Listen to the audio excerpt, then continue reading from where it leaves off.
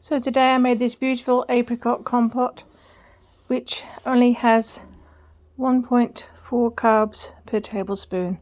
We're going to start by getting our apricots, and then I'm just going to pip them and cut them in half. These are very, very ripe apricots, and that's what you need to make this. I'm going to place them into a saucepan, and I'm just going to pour the water over the top. Then we're going to heat that up and let it reduce down.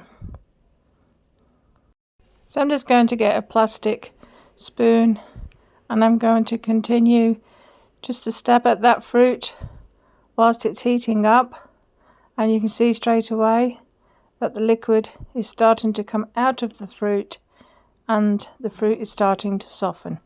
This happens very quickly because the fruit is already very, very ripe.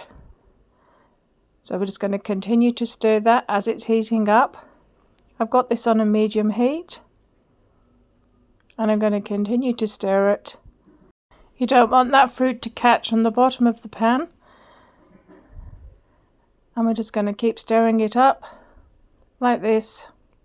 As you can see, as you stir it and you just push it down, that fruit already starts to reduce down into the pan.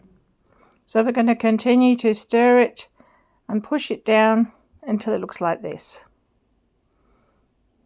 And once you've got to this stage, you can see there's still some chunks in there, but there's lots of liquid. And you can see when I stir it that there's still got some nice chunky fruit in there. So next we're going to get 2 lemons. I'm just going to roll them on the board, and then I'm going to squeeze the juice out. And we've got our stevia. So when it starts to boil on the pot like that, I'm going to add our stevia, and we're also going to add that lemon juice. Just going to add that to the pan,